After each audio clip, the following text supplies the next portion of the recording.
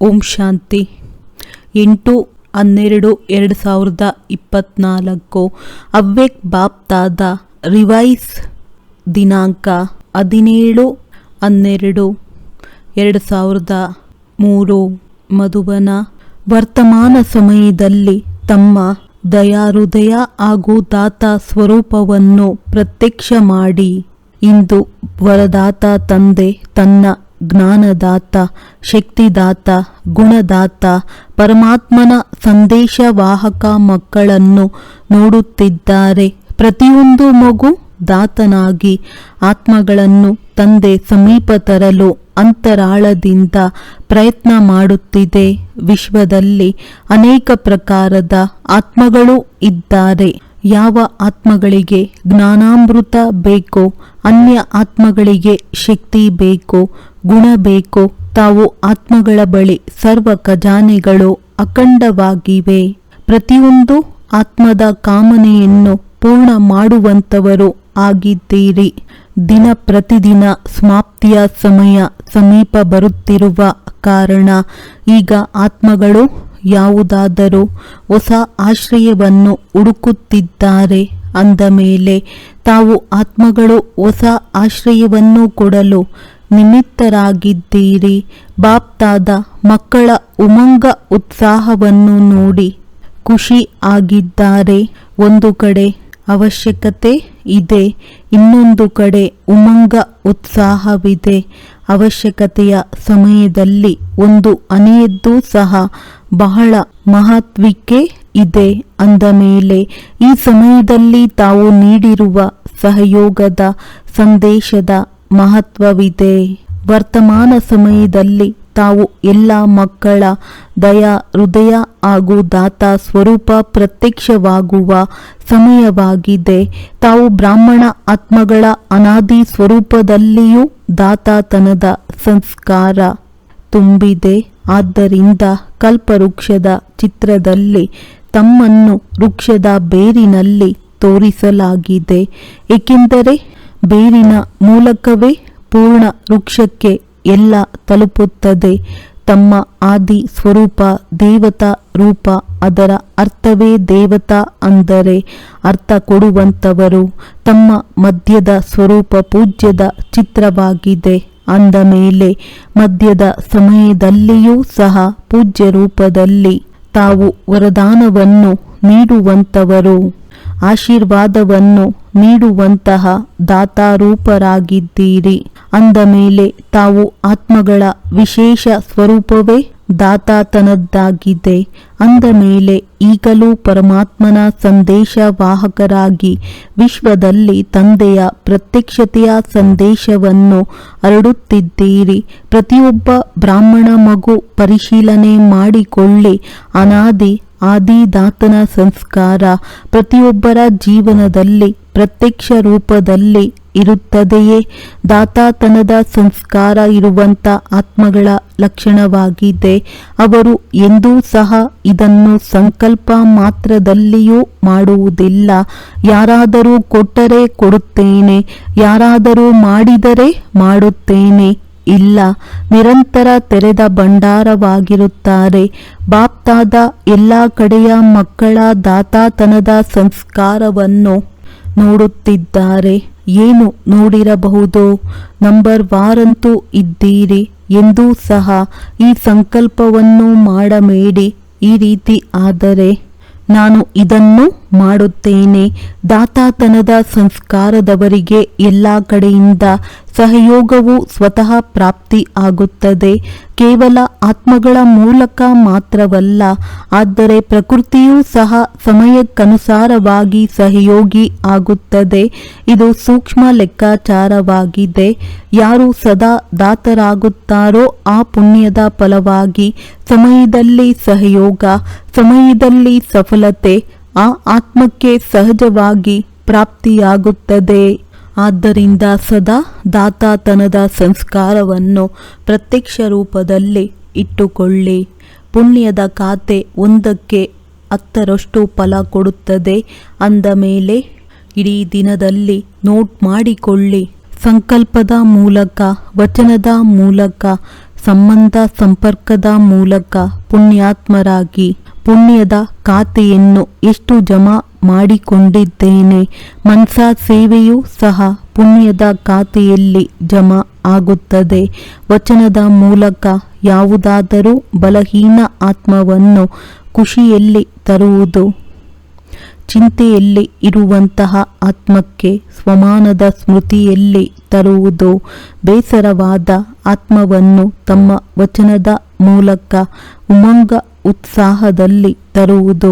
ಸಂಬಂಧ ಸಂಪರ್ಕದಿಂದ ತಮ್ಮ ಶ್ರೇಷ್ಠ ಸಂಘದ ರಂಗಿನ ಅನುಭವ ಮಾಡಿಸುವುದು. ಈ ವಿಧಿಯಿಂದ ಪುಣ್ಯದ ಖಾತೆಯನ್ನು ಜಮಾ ಮಾಡಿಕೊಳ್ಳಬಹುದು. ಈ ಜನ್ಮದಲ್ಲಿ ಎಷ್ಟು ಪುಣ್ಯದ ಜಮಾ ಮಾಡಿಕೊಳ್ಳುತ್ತೀರೋ ಆ ಪುಣ್ಯದ ಖಾತೆಯನ್ನು ಅರ್ಧಕಲ್ಪ ಅನುಭವಿಸುತ್ತೀರಿ. ಹಾಗೂ ಅರ್ಧಕಲ್ಪ ತಮ್ಮ ಜಡ ಚಿತ್ರವು ಪಾಪಿ ಆತ್ಮಗಳನ್ನು ವಾಯುಮಂಡಲದ ಮೂಲಕ ಪಾಪಗಳಿಂದ ಮುಕ್ತ ಮಾಡುತ್ತದೆ. ಪತಿತ ಪಾವನಿ ಆಗುತ್ತೀನಿ ಅಂದ ಮೇಲೆ ಬಾಪ್ತಾದ ಪ್ರತಿಯೊಬ್ಬ ಮಗುವಿನ ಜಮಾ ಆಗಿರುವ ಪುಣ್ಯದ ಖಾತೆಯನ್ನು ನೋಡುತ್ತಿದ್ದಾರೆ. ಬಾಪ್ತಾದ ವರ್ತಮಾನ ಸಮಯದ ಮಕ್ಕಳ ಸೇವೆಯ ಉಮಂಗ ಉತ್ಸಾಹವನ್ನು ನೋಡಿ ಖುಷಿ ಆಗುತ್ತಿದ್ದಾರೆ. ಮೆಜಾರಿಟಿ ಮಕ್ಕಳಲ್ಲಿ ಸೇವೆಯ ಉಮಂಗ ಚೆನ್ನಾಗಿದೆ. ಎಲ್ಲರೂ ತಮ್ಮ ತಮ್ಮ ಕಡೆಯಿಂದ ಸೇವೆಯ ಯೋಜನೆಗಳನ್ನು ಕಾರ್ಯರೂಪದಲ್ಲಿ ತರುತ್ತಿದ್ದಾರೆ. ಇದಕ್ಕಾಗಿ ಬಾಪ್ತಾದ ಮನಪೂರ್ವಕವಾಗಿ ಶುಭಾಶಯಗಳನ್ನು ನೀಡುತ್ತಿದ್ದಾರೆ. ಚೆನ್ನಾಗಿ ಮಾಡುತ್ತಿದ್ದೀರಿ ಹಾಗೂ ಚೆನ್ನಾಗಿ ಮಾಡುತ್ತಿರುತ್ತೀರಿ. ಎಲ್ಲದಕ್ಕಿಂತ ಒಳ್ಳೆಯ ಮಾತು ಇದಾಗಿದೆ. ಎಲ್ಲರ ಸಂಕಲ್ಪ ಹಾಗೂ ಸಮಯ ವ್ಯಸ್ತವಾಗಿ ಬಿಟ್ಟಿದೆ. ಪ್ರತಿಯೊಬ್ಬರಿಗೂ ಈ ಗುರಿ ಇದೆ. 4 ಕಡೆಯ ಸೇವೆಯಿಂದ ಈಗ ದೂರುಗಳನ್ನು ಖಂಡಿತ ಪೂರ್ಣ ಮಾಡಬೇಕು. ಬ್ರಾಹ್ಮಣರ ದೃಢ ಸಂಕಲ್ಪದಲ್ಲಿ ಬಹಳ ಶಕ್ತಿ ಇದೆ. ಒಂದು ವೇಳೆ ಬ್ರಾಹ್ಮಣರು ದೃಢ ಸಂಕಲ್ಪ ಮಾಡಿದರೆ ಏನು ತಾನೇ ಮಾಡಲು ಸಾಧ್ಯವಿಲ್ಲ. ಎಲ್ಲವೂ ಆಗುತ್ತದೆ. ಕೇವಲ ಯೋಗದ ಜ್ವಾಲಾ ರೂಪವನ್ನು ಮಾಡಿಕೊಳ್ಳಿ. ಯೋಗವು ಜ್ವಾಲಾ ರೂಪವಾದರೆ ಜ್ವಾಲೆಯ ಹಿಂದೆ ಆತ್ಮಗಳು ಸ್ವತಃ ಬರುತ್ತಾರೆ. ಏಕೆಂದರೆ ಜ್ವಾಲೆ ಲೈಟ್ ಸಿಗುವುದರಿಂದ ಅವರಿಗೆ ಮಾರ್ಗವು ಕಾಣಿಸುತ್ತದೆ. ಈಗ ಯೋಗ ಮಾಡುತ್ತಿದ್ದೀರಿ, ಆದರೆ ಯೋಗವು ಜ್ವಾಲಾ ರೂಪವಾಗಬೇಕು. ಸೇವೆಯ ಉಮಂಗ ಉತ್ಸಾಹವು ಚೆನ್ನಾಗಿ ವೃದ್ಧಿ ಆಗುತ್ತಿದೆ. ಆದರೆ ಯೋಗದಲ್ಲಿ ಜ್ವಾಲಾ ರೂಪವು ಈಗ ಅಂಡರ್ಲೈನ್ ಗಮನ ಕೊಡಬೇಕು. ಮಾಡಿಕೊಳ್ಳಿ. ತಮ್ಮ ದೃಷ್ಟಿಯಲ್ಲಿ ಆ ರೀತಿ ಹೊಳಪು ಇರಲಿ. ಆ ದೃಷ್ಟಿಯಿಂದ ಒಂದಲ್ಲ ಒಂದು ಪ್ರಕಾರದ ಅನುಭೂತಿಯ ಅನುಭವವನ್ನು ಮಾಡಲಿ. ಬಾಪ್ ದಾದಾರವರಿಗೆ ವಿದೇಶದವರು ಯಾವ ಸಮಯದ ಕೂಗು ಎಂಬ ಯಾವ ಸೇವೆಯನ್ನು ಮಾಡಿದ್ದರು ಅದರ ವಿಧಿ ಇಷ್ಟವಾಯಿತು. ಚಿಕ್ಕ ಸಂಘಟನೆಯನ್ನು ಸಮೀಪ ತಂದರು. ಆ ರೀತಿ ಪ್ರತಿಯೊಂದು ಝೋನ್, ಪ್ರತಿಯೊಂದು ಸೇವಾ ಕೇಂದ್ರವು ಬೇರೆ ಬೇರೆ ಸೇವೆಯನ್ನು ಮಾಡುತ್ತಿದ್ದೀರಿ.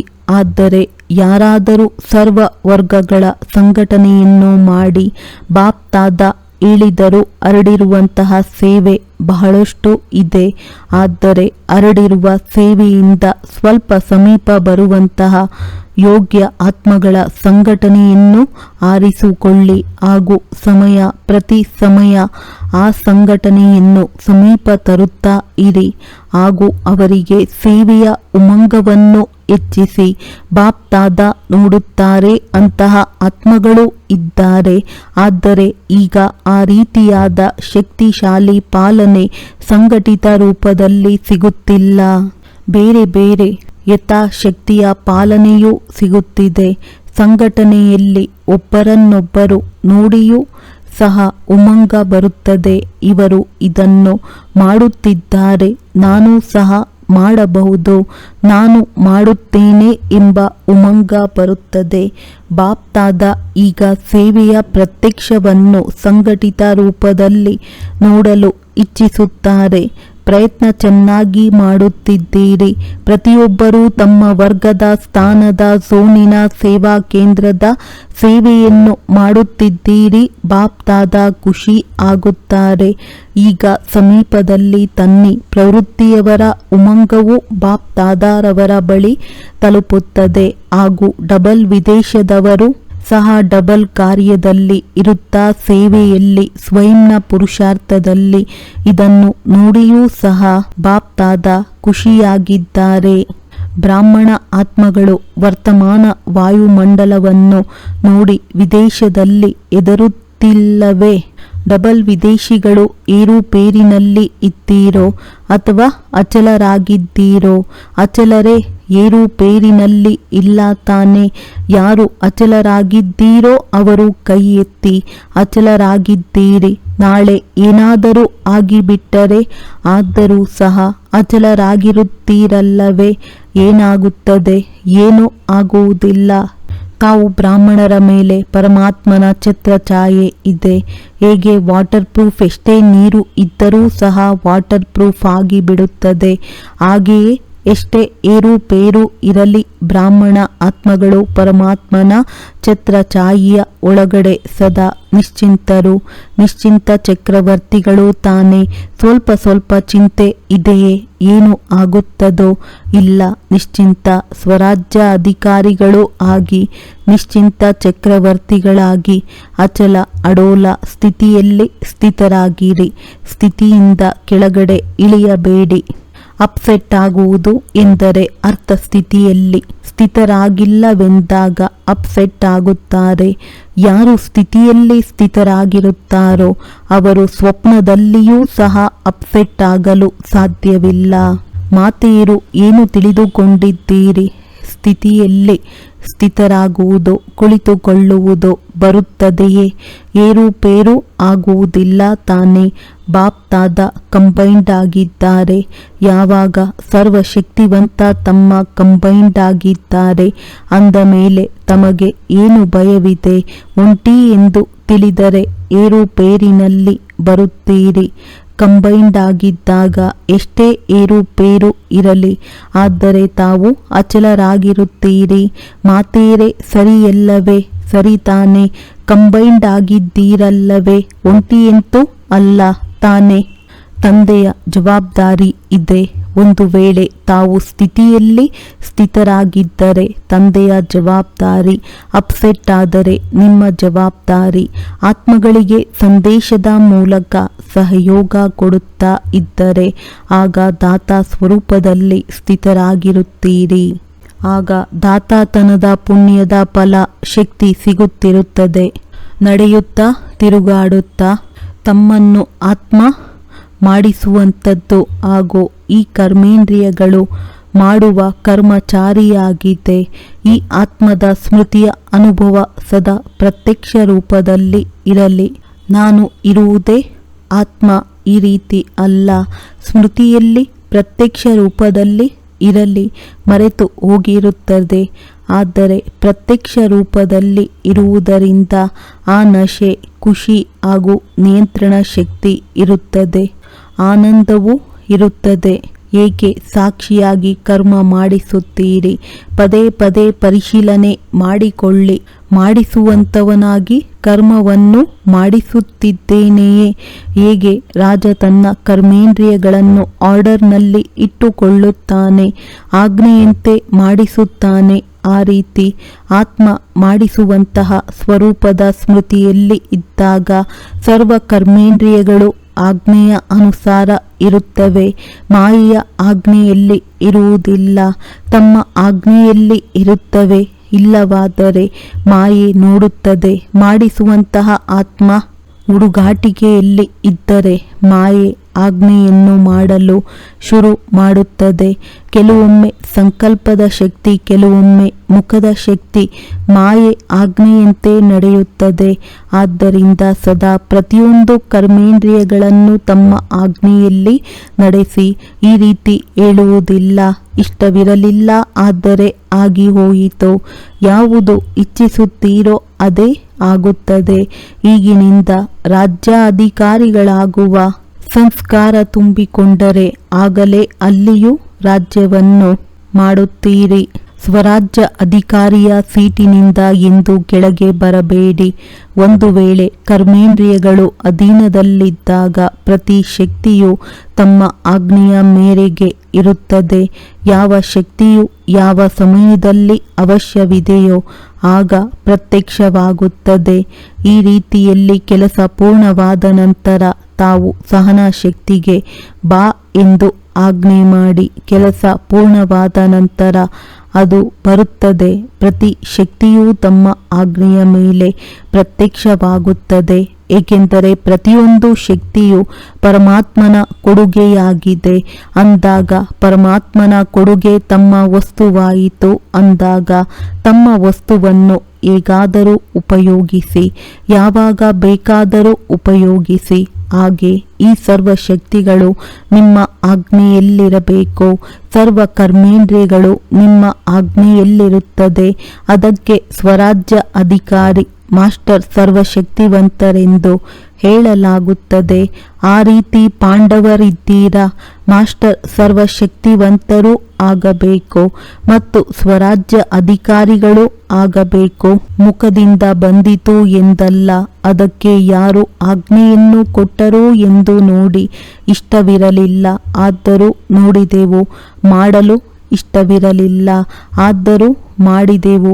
ಇದು ಯಾರ ಆಜ್ಞೆಯಂತೆ ಆಗುತ್ತಿದೆ ಅವರಿಗೆ ಅಧಿಕಾರಿಗಳೆಂದು ಹೇಳಲಾಗುತ್ತದೆಯೋ ಅಥವಾ ಅಧಿಕನರೆಂದು ಹೇಳಲಾಗುತ್ತದೆಯೋ? ಅಂದಾಗ ಅಧೀನರಾಗಬೇಡಿ, ಅಧಿಕಾರಿಗಳಾಗಿ. ಒಳ್ಳೆಯದು.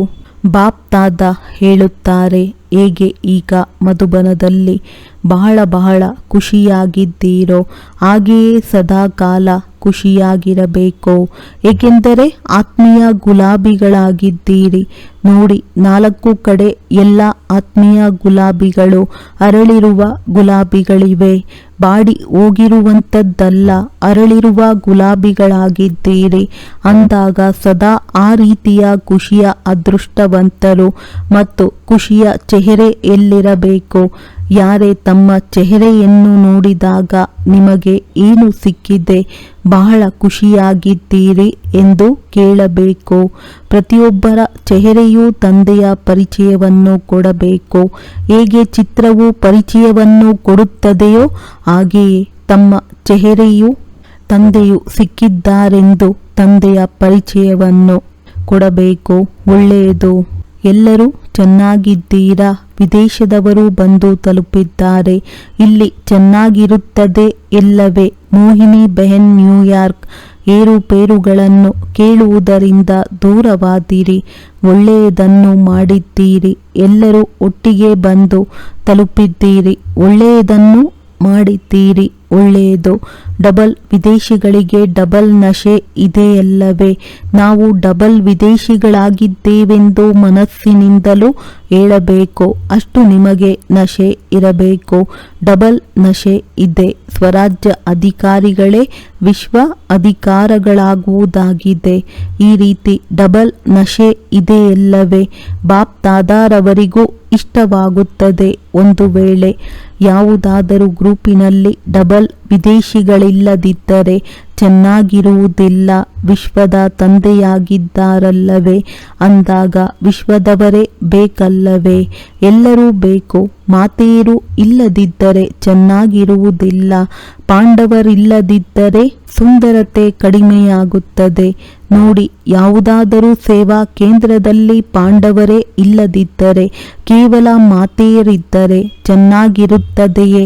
ಮತ್ತು ಕೇವಲ ಪಾಂಡವರಿದ್ದು ಶಕ್ತಿಯರಿಲ್ಲದಿದ್ದರೆ ಸೇವಾ ಕೇಂದ್ರದ ಶೃಂಗಾರವಾಗಿರುವುದಿಲ್ಲ. ಇಬ್ಬರೂ ಬೇಕು. ಮಕ್ಕಳು ಸಹ ಬೇಕು. ನಮ್ಮ ಹೆಸರನ್ನು ಏಕೆ ತೆಗೆದುಕೊಳ್ಳಲಿಲ್ಲವೆಂದು ಮಕ್ಕಳು ಕೇಳುತ್ತಿದ್ದಾರೆ. ಮಕ್ಕಳು ಸಹ ಶೃಂಗಾರವಾಗಿದ್ದಾರೆ. ಒಳ್ಳೆಯದು.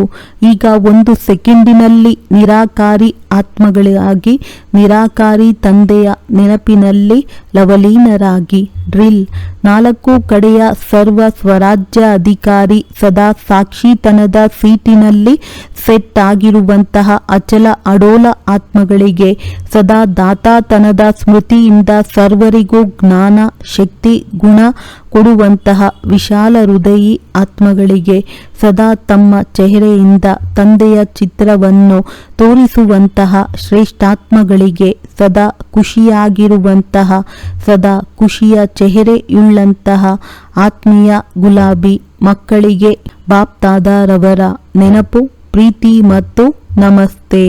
ದಾದೀಜಿಯವರ ಜೊತೆ ಸೇವೆಯ ಜೊತೆ ಎಲ್ಲ ಕಡೆ 108 ಗಂಟೆ ಯೋಗದ ಒಳ್ಳೆಯ ಪ್ರೋಗ್ರಾಂ ನಡೆಯುತ್ತಿದೆ. ಈ ಜ್ವಾಲೆಯಿಂದಲೇ ವಿನಾಶದ ಜ್ವಾಲೆಯ ತೀವ್ರವಾಗಿ ಬರುತ್ತದೆ.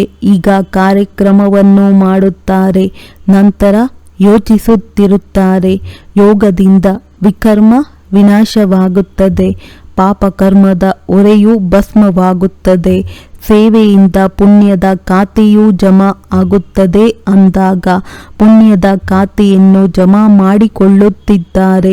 ಆದರೆ ಇಂದಿನ ಯಾವ ಸ್ವಲ್ಪ ಹೊರೆಯ ಸಂಸ್ಕಾರವಿದೆಯೋ ಅದು ಯೋಗದ ಜ್ವಾಲೆಯಿಂದ ಭಸ್ಮವಾಗುತ್ತದೆ, ಸಾಧಾರಣವಾದ ಯೋಗದಿಂದಲ್ಲ.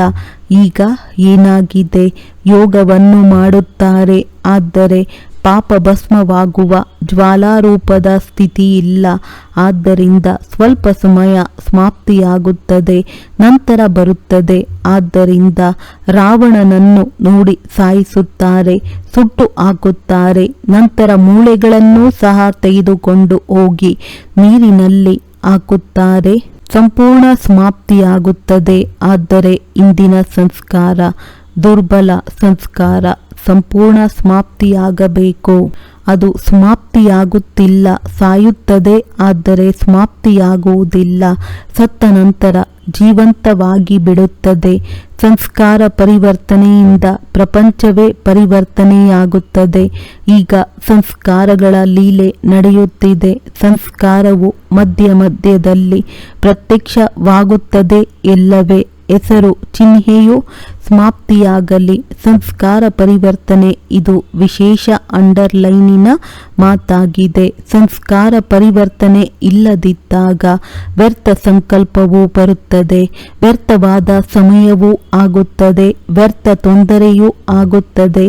ಎಲ್ಲವೂ ಆಗಲೇಬೇಕು. ಸಮಯ ಮಾಡುತ್ತದೆಯೋ ಅಥವಾ ಸ್ವಯಂ ಪುರುಷಾರ್ಥವನ್ನು ಮಾಡುತ್ತೀರೋ, ಎರಡೂ ಸೇರಿ ಮಾಡುತ್ತೀರಿ. ಸಮಯವು ಸ್ವಯಂ ಪುರುಷಾರ್ಥವನ್ನು ಮಾಡಿಸುತ್ತದೆ, ಏಕೆಂದರೆ ಸಂಸ್ಕಾರದ ಮಿಲನದ ಮಹಾರಾಸ್ ಎಂದು ಗಾಯನ ಮಾಡಲಾಗಿದೆ.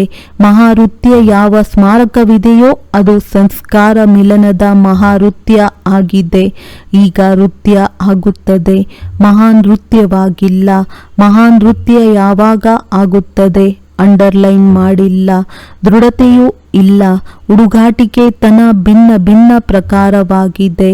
ಒಳ್ಳೆಯದು, ತಾವೆಲ್ಲರಿಗೂ ಚೆನ್ನಾಗಿದ್ದೀರಲ್ಲವೇ? ವರದಾನ: ಕರ್ಮಯೋಗಿಯಾಗಿ ಪ್ರತಿ ಸಂಕಲ್ಪ, ಮಾತು ಮತ್ತು ಕರ್ಮ ಶ್ರೇಷ್ಠ ಮಾಡಿಕೊಳ್ಳುವಂತಹ ನಿರಂತರ ಯೋಗಿ ಭವ. ಕರ್ಮಯೋಗಿ ಆತ್ಮನ ಪ್ರತಿ ಕರ್ಮ ಯೋಗಯುಕ್ತ ಯುಕ್ತಿಯುಕ್ತವಾಗಿರುವುದು. ಒಂದು ವೇಳೆ ಯಾವುದೇ ಕರ್ಮ ಯುಕ್ತಿಯುಕ್ತವಾಗಿರದಿದ್ದರೆ ತಿಳಿಯಿರಿ, ಯೋಗಯುಕ್ತರಲ್ಲ. ಒಂದು ವೇಳೆ ಸಾಧಾರಣ ಅಥವಾ ವ್ಯರ್ಥ ಕರ್ಮವಾದಾಗ ನಿರಂತರ ಯೋಗಿ ಎಂದು ಹೇಳಲಾಗುವುದಿಲ್ಲ. ಕರ್ಮಯೋಗಿ ಅರ್ಥಾತ್ ಪ್ರತಿ ಸೆಕೆಂಡ್, ಪ್ರತಿ ಸಂಕಲ್ಪ, ಪ್ರತಿ ಮಾತು ಸದಾ ಶ್ರೇಷ್ಠವಾಗಿರಬೇಕು. ಶ್ರೇಷ್ಠ ಕರ್ಮದ ಗುರುತು ಆಗಿದೆ. ಸ್ವಯಂ ಕೂಡ ಸಂತುಷ್ಟ ಮತ್ತು ಬೇರೆಯವರು ಸಂತುಷ್ಟ. ಇಂತಹ ಆತ್ಮರೇ ನಿರಂತರ ಯೋಗಿಯಾಗುತ್ತಾರೆ. ಸ್ಲೋಗನ್: ಸ್ವಯಂ ಪ್ರಿಯ, ಲೋಕಪ್ರಿಯ ಮತ್ತು ಪ್ರಭು ಪ್ರಿಯ ಆತ್ಮರೇ ವರದಾನಿ ಮೂರ್ತಿಗಳಾಗಿದ್ದಾರೆ. ಒಳ್ಳೆಯದು. ಓಂ ಶಾಂತಿ.